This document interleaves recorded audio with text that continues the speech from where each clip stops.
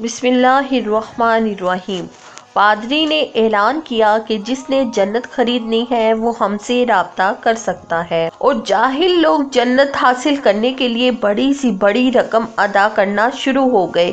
ایسے میں ایک عقل مند شخص نے جہالت کا شکار ان لوگوں کو اس احمقانہ کام سے روکنے کے لیے ہر ممکن کوشش کی، لیکن سب بے سود۔ آخر ایک دن اس کے ذہن میں ایک ترکیب آئی۔ وہ گرجا گھر گیا اور جنت بیچنے کے انچارج پادری سے کہا، مجھے جہنم خریدنی ہے، کیا قیمت ہے؟ پادری حیران ہوا اور کہنے لگا، جہنم؟ اس شخص نے کہا، ہاں جہنم۔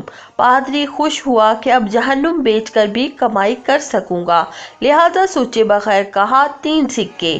اس آدمی نے جلدی جلدی رقم ادا کی اور کہا، جہنم کے دستاویز دے دو۔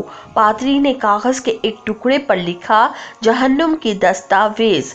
وہ شخص خوشی خوشی دستاویز اٹھا کر چرچ سے نکل آیا اور شہر کے مرکزی چوک پر کھڑا ہو کر چلایا، میں نے جہنم خرید لی ہے، یہ اس کی دستاویز ہے اور میں کسی کو بھی اس میں داخل نہیں ہونے دوں گا، لہذا تمہیں اب جنت خریدنے کی ضرورت نہیں ہے، کیونکہ میں کسی کو جہنم میں نہیں جانے دوں گا۔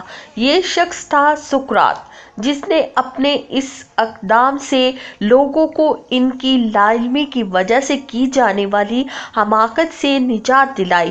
دنیا میں ایک خوبی آگاہی ہے، جبکہ جہالت ایک گناہ ہے۔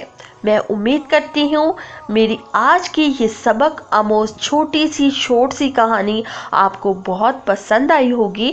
اسی کے ساتھ دیں مجھے اجازت، اللہ حافظ۔